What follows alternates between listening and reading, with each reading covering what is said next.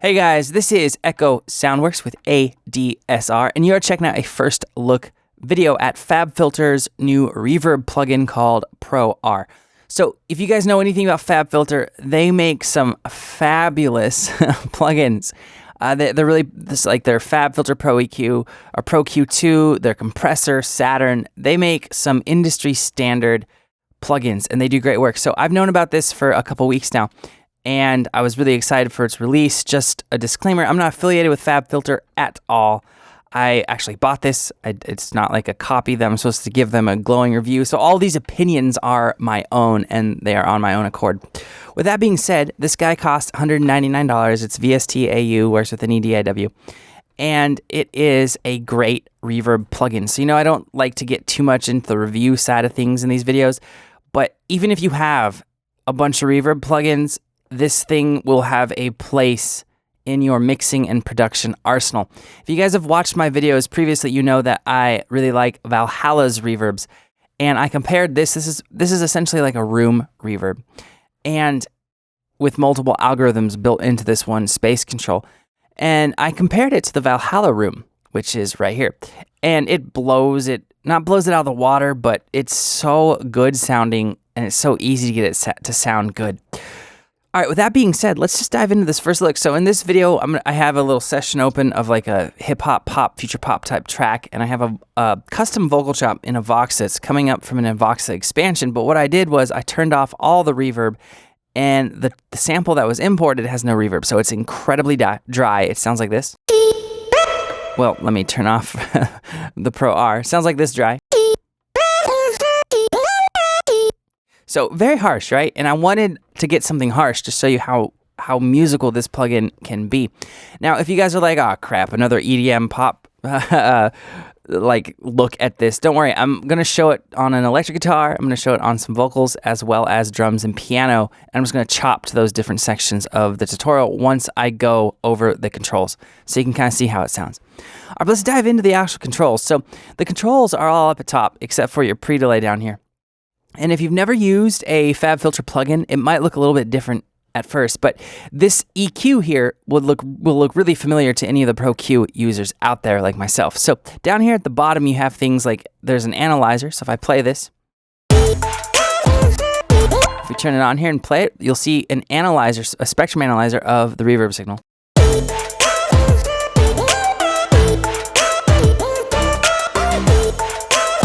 Right? So down here, you also have in the input volume and then the output as well as this pre-delay down here. And the really cool thing is, I'm so thankful they did this. If you have it unlocked here, the pre-delay will go from 0 milliseconds up to a time of 500 milliseconds. And if you lock it, you'll get the choice of musical values. You have a quarter note, an eighth note, a 16th note, and a 32nd note. And then you can offset the pre-delay up to 200% and down to 50%. So that's really cool for like pre-delay leads, trap leads, that sort of stuff, to make things sound thicker. So that's what's going on with that. So let's just set the pre-delay right now. I'm going to solo this, and we're going to set the pre-delay to about, let's do 80%. Let's turn the mix all the way up. So if you were using like the Pro R on a reverb send, you would put the mix all the way up at 100%. This is a blend of the dry and wet signal, obviously. So that will be pretty basic. Now, let's talk about some of the other controls that are more interesting to FabFilter Pro R. You have a brightness control down here. Now, this is pretty interesting. So the brightness goes from dark to bright. Now, if you've ever strummed an acoustic guitar, played drums, sang in a large room that's not treated, it has just maybe brick walls or something like that, you'll know that reverb's not really a bright sound naturally. If there's anything in the room, even like that crappy Oral X foam, or you have any broadband absorbers, even like a futon, a couch, curtains, high frequencies can be more easily absorbed than low frequencies. So if you're maybe you're doing like a singer-songwriter track or that sort of thing, that's what this brightness knob will help you dial in. It's not just a color or an EQ. It's going to make the reverb sound more natural at dark and more synthetic at bright. So let's take the wet up to about 60% on this example right now, and I'm going to switch through the dark to the bright.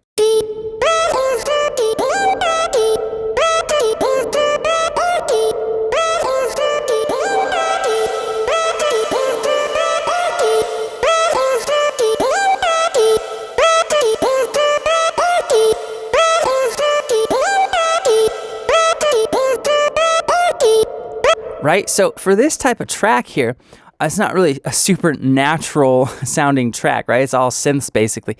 I could probably get away with having this up a little bit higher.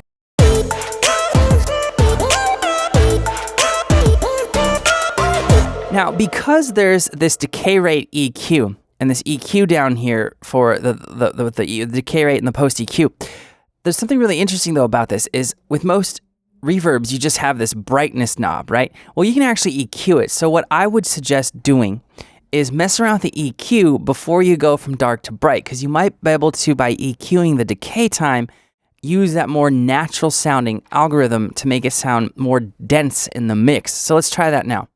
I'm going to go up to fairly high right here and we'll turn it up.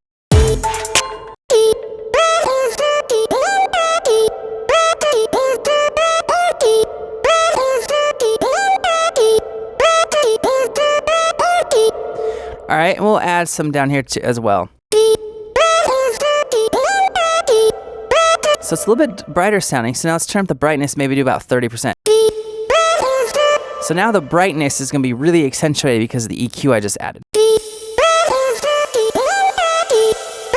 So I mean, that would be a cool feature, I think, on hi-hats. Like, let's say you have a track that's lacking in the high frequency content range. Like, how do I milk more out of it? That could be something I could see myself using. All right, so let's take these down. They're a little bit too exaggerated. I just want to boost a little, but I was mainly just showing you. So let's turn the brightness now to about 30.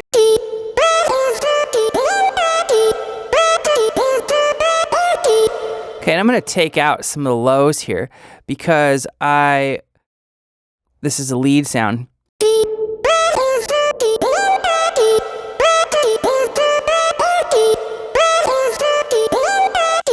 And just like with the FabFilter Pro Q, you can just right-click on this little section right here. Not right-click, you can actually just click. And you can change the shape of how it is going to be cut, boosted, or so forth. So you have low cut, high cut, band pass, notch, all that sort of stuff. All right, so let's drag that in. All right, so we've kind of touched on a few different parameters here using it in a real world example. Let's go over to character. Now, clean. Clean is basically going to be with the character, it can go from clean, lively to coarse. And with the clean setting, it's just going to be a really neutral but musical sounding reverb. So let's turn up the mix and we'll listen to this from clean, lively to coarse.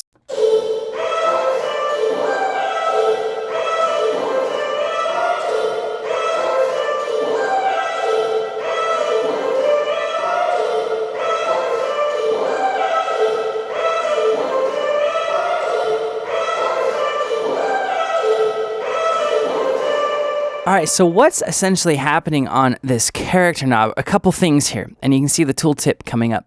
It's going to be at clean, like it says, it's going to be really transparent and just really musical to my ear. Now, turning up to about 50% is going to introduce some echoes and some kind of like flutters.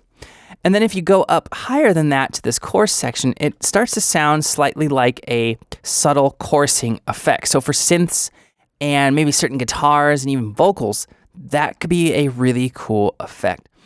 So the next knob is one of my favorite knobs inside of this plugin. It is so cool and it's effortless to use. So distance, right?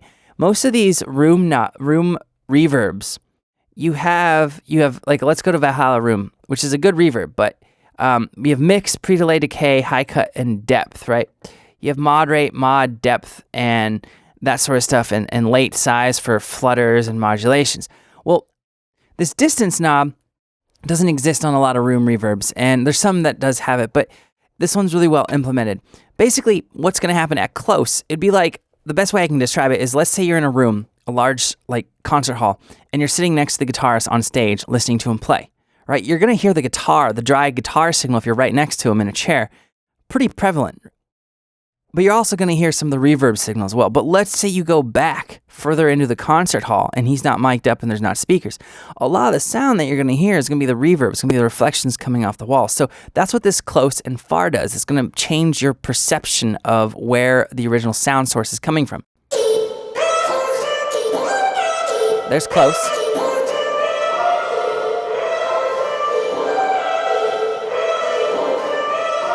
So that's amazing, because one of the main reasons we use reverb in any mix is to suck things back in or keep it more forward in like a three-dimensional way that gets more imaging, to be able to image things outside of EQ and pan. So this is really cool. So on this here, let's turn the clean and character up a little bit higher. Let's turn the distance up. I don't want it super far. I want it, because it is kind of this lead sound here. So let's listen to it in context. And let me turn the mix down.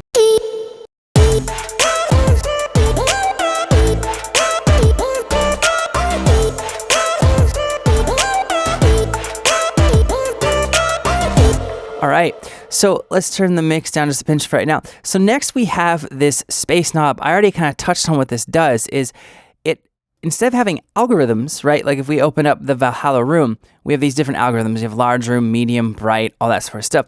This is like a continuous switch between small spaces, 200 milliseconds at the bottom here. And as you move up, it's going to go from small, medium, large, and epically large spaces, right? So if we turn up the space knob on this and not touch the mix or any of the controls, check this out. It's like being in a giant concert hall, right? So let's copy this, because we're kind of making this tailor-made for this lead here as we go through the different controls. Let's go now to, just for kicks and giggles, let's go to a very large cathedral, right? Well, the space is up really high. Now if we go to a small space, it's going to be down lower, right? So that's how you change to different algorithms inside. It's just using the space control. Now, one reason why this is so damn cool is you can modulate this, right? You could easily change from different sections of your song the spaces without having to copy and paste and go to new tracks. You can't really do that in a lot of other reverb plugins where the algorithm is set by checking a different algorithm mode. Now, next you have the decay rate. The decay rate is, like it says, plain and simple, it's going to adjust the decay time, right? So you can have 50%, which will be quite short,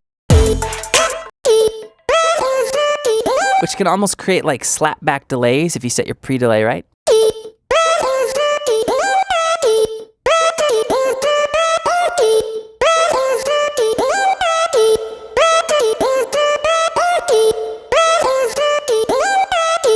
So I'm going to set it to about 130% for this example. Now next you have, and I'm going to turn the mix up high so you can hear this, you have a mono and spacious. So this will give you for things that are more mono, like maybe a guitar, a vocal, even bass, because sometimes that's really interesting and helpful to put a little bit of reverb on sub bass, is to have this mono control. Now the inverse of this is this spacious. This is like the stereo width, right? So from 0, it's going to change it from mono to true stereo. Now 100% is like what they call the extended stereo. So beyond 100%, the side signal is amplified, which can be useful to achieve better mono compatibility. So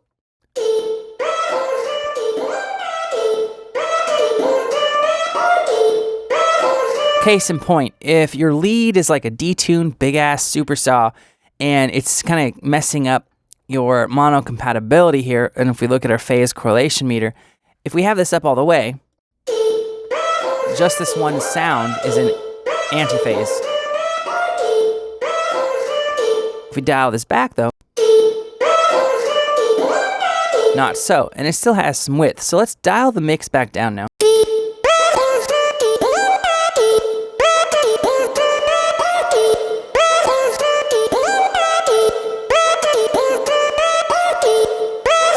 All right, and that's the reverb that we just really quickly and easily dialed in while going through all the other controls on the FabFilter Pro R interface. So let's listen to it in context.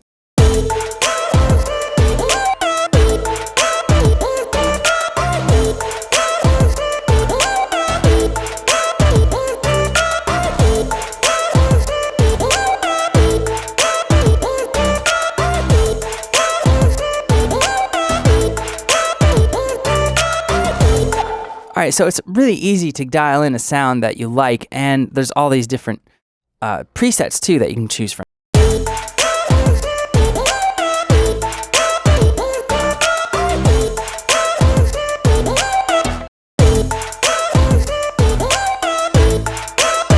And and they all sound pretty darn musical. I love how crazy this EQ is. This is insane.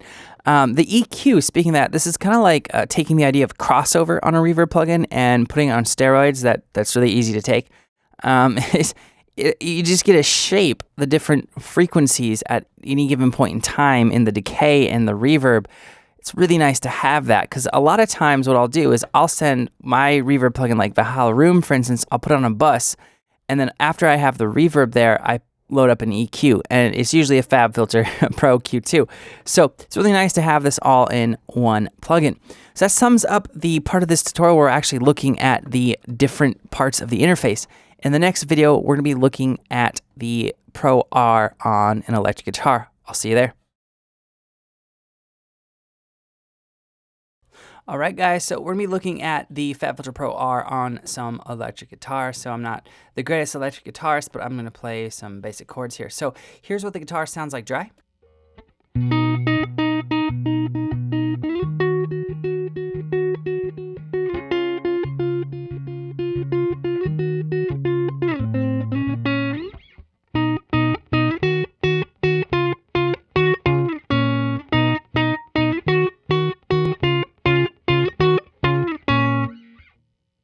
All right, so that's what we're working with. So let's check out the FabFilter Pro R on that guitar.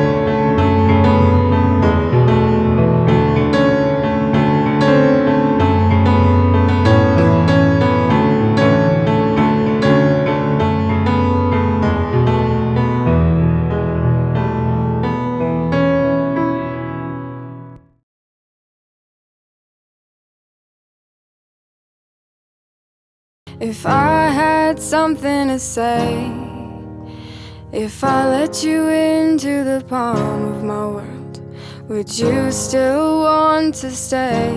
Or if I could show I had something to give you, if I had something to say, if I let you into the palm of my world, would you still want to stay? Or if I could show you home, this love is like bending stone. If I could show you hope, where you are meant to go. I had something to give you, if I had something to say, if I let you into the palm of my world, would you still want to stay? Or if I could show you home, this love is like bending stone. If I could show hope,